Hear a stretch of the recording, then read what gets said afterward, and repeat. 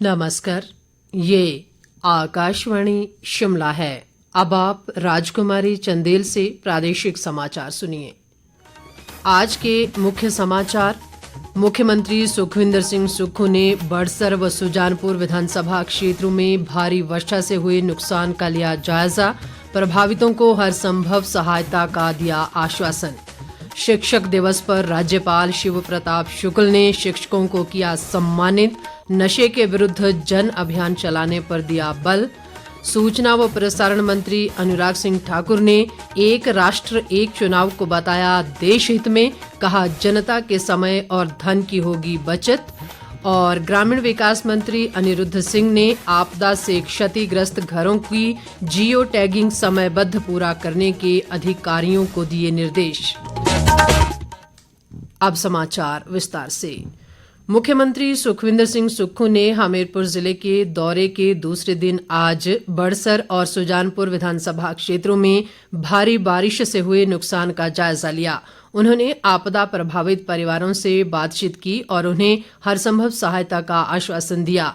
मुख्यमंत्री ने गुरु का बन में 3 आपदा प्रभावित परिवारों को गृह निर्माण के लिए 6 मरला भूमि प्रदान करने के दस्तावेज प्रदान किए। उन्होंने कहा कि एक और प्रभावित परिवार को भी भूमि प्रदान करने के लिए जिला प्रशासन को निर्देश दिए गए हैं और जल्द ही उन्हें भी राज्य सरकार की ओर से भूमि प्रदान कर दी जाएगी। मुख्यमंत्री ने लाहड़ी गांव में भूस्खलन से हुए नुकसान का भी निरीक्षण किया। सुखविंदर सिंह सुक्खू ने कहा कि प्रदेश में क्षतिग्रस्त सड़कों की बहाली के लिए युद्ध स्तर पर कार्य किया जा रहा है और अधिकांश मुख्य मार्गों पर यातायात व्यवस्था सुचारू कर दी गई है। उन्होंने कहा कि पर्यटक अब शिमला, किन्नौर, चंबा, डलहौजी व कांगड़ा घाटी सहित प्रदेश के अन्य पर्यटन गंतव्यों की यात्रा कर सकते हैं।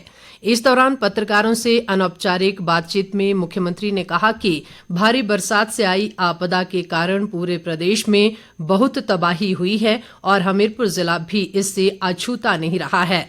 उन्होंने कहा कि राज्य सरकार समयबद्ध राहत व पुनर्वास कार्य सुनिश्चित कर रही है और आपदा प्रभावित परिवारों की हर संभव मदद की जा रही है। मुख्यमंत्री ने कहा कि प्रदेश में नए राज्य चयन आयोग के लिए गठित कमेटी से विस्तृत चर्चा की गई है और इसे हमीरपुर में ही खोला जाएगा। मुख्यमंत्री ने कहा कि राज्य सरकार जल्द ही लगभग 1200 पुलिस कर्मचारियों की भर्ती करने जा रही है, जिन्हें नशा तस्करी पर रोक लगाने के लिए विशेष रूप से प्रशिक्षित किया जाएगा।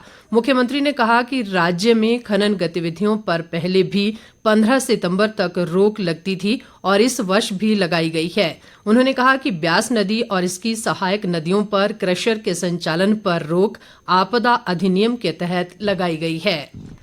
आज शिक्षक दिवस है। ये दिवस महान शिक्षाविद, दार्शनिक और भारत के पूर्व राष्ट्रपति डॉक्टर सर्वपल्ली राधाकृष्णन की जयंती पर मनाया जाता है। शिक्षक दिवस का राज्य स्तरीय समारोह राजभवन शिमला में आयोजित किया गया। इस अवसर पर राज्यपाल शिव प्रताप शुक्ल ने 14 शिक्षकों को राज्य पुरस्कार और वर्ष 2022 के लिए 2 शिक्षकों को राष्ट्रीय पुरस्कार से सम्मानित किया। राज्यपाल ने डॉक्टर सर्वपल्ली राधाकृष्णन को श्रद्धांजलि अर्पित करते हुए कहा कि वे एक ईमानदार व्यक्तित्व, महान दार्शनिक, प्रख्यात शिक्षाविद और सक्षम प्रशासक थे। उन्होंने कहा कि उनके विचार भारतीय संस्कृति से जुड़े हुए हैं और भारतीय परंपरा से जुड़ी शिक्षा को देश में दोबारा लागू किया जाएगा। उन्होंने कहा कि प्रधानमंत्री नरेंद्र मोदी ने आगामी 25 वर्षों को अमृत काल कहा है और इस अमृत काल में हमें किसी न किसी रूप में देश के विकास में योगदान देना चाहिए। राज्यपाल ने कहा कि शिक्षक ही भावी पीढ़ी को राष्ट्र निर्माण में योगदान देने में सक्षम बना सकते हैं। उन्होंने युवाओं में बढ़ती नशे की प्रवृत्ति पर चिंता जताते हुए नशे के विरुद्ध जन अभियान चलाने की आवश्यकता पर बल दिया।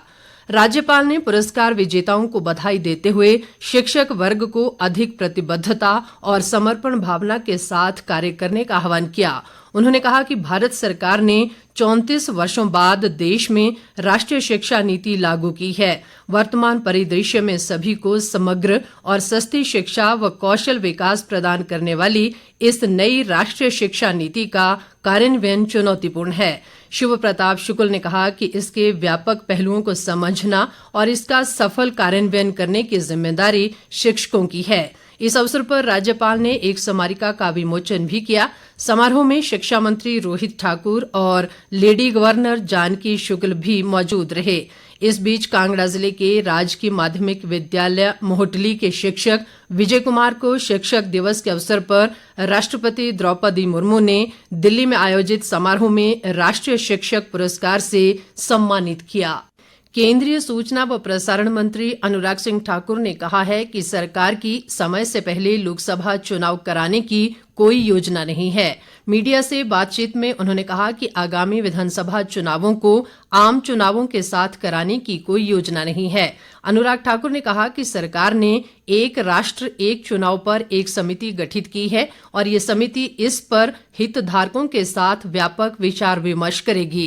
केंद्रीय मंत्री ने कहा कि एक राष्ट्र एक चुनाव देश हित में है और इससे जनता के समय व धन की बचत होगी।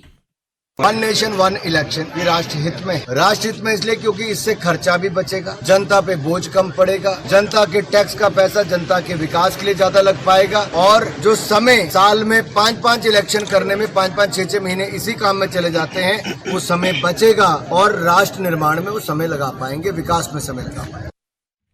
ग्रामीण विकास व पंचायती राज मंत्री अनिरुद्ध सिंह ने अधिकारियों को आपदा से क्षतिग्रस्त घरों की जियो टैगिंग प्रक्रिया समयबद्ध पूरा करने के निर्देश दिए हैं। वे आज चंबा में विभिन्न योजनाओं की प्रगति को लेकर आयोजित बैठक की अध्यक्षता कर रहे थे। अनिरुद्ध सिंह ने कहा कि जिले में मनरेगा के तहत 83 करोड़ 50 लाख रुपए की राशि से प्रभावित क्षेत्रों में अब तक 6,984 विभिन्न कार्यों के लिए विशेष सेल्फ का अनुमोदन किया गया है। इस बीच अनिरुद्ध सिंह ने चंबा विकासखंड के तहत निर्माणाधीन अपशिष्ट प्लास्टिक प्रबंधन इकाई मरेडी का निरीक्षण भी किया। उन्होंने संबंधित विभाग के अधिकारियों को इस इकाई को जल्द कार्यशील करने के निर्देश दिए। अनिरुद्ध सिंह ने भटियात विधानसभा क्षेत्र के तहत लाहडू, चिन्हा, तुन्नूहट्टी व नैनीखड्ड सहित राष्ट्रीय उच्च मार्ग 15 में प्राकृतिक आपदा के कारण हुए नुकसान का निरीक्षण भी किया। उन्होंने प्रशासन को आपदा प्रभावित परिवारों की हर संभव सहायता के निर्देश दिए। लोक निर्माण मंत्री विक्रमादित्य सिंह ने आज शिमला जिले में चौपाल विधानसभा क्षेत्र के तहत चौपाल व नेरवा में भारी बारिश से क्षतिग्रस्त हुई सड़कों का जायजा लिया और अधिकारियों को क्षतिग्रस्त सड़कों को जल्द दुरुस्त करने के निर्देश दिए।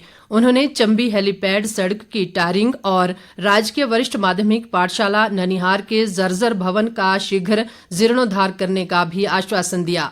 विक्रमादित्य सिंह ने इस दौरान चंबी में स्थानीय लोगों की समस्याएं भी सुनी और उनका मौके पर निपटारा किया। बाद में लोक निर्माण मंत्री ने चौपाल में अधिकारियों के साथ बैठक कर आपदा प्रभावित लोगों को राज्य संशोधित राहत मैनुअल के तहत सहायता प्रदान करने के निर्देश दिए। विक्रमादित्य सिंह ने कहा कि वर्तमान राज्य सरकार हर वर्ग के विकास व कल्याण के लिए तत्पर है और लोगों को घर द्वार पर मूलभूत सुविधाएं उपलब्ध करवाई जा रही हैं। विधानसभा अध्यक्ष कुलदीप सिंह पठानिया ने आगामी मॉनसून सत्र के दृष्टिगत सुरक्षा प्रबंधों को लेकर आज विधानसभा सचिवालय शिमला में एक बैठक की अध्यक्षता की। विधानसभा का मॉनसून सत्र 18 सितंबर से 25 सितंबर तक आयोजित होगा। कुलदीप पठानिया ने कहा कि विधानसभा में ई प्रवेश पत्र ऑनलाइन आवेदन पर ही दिया जाएगा।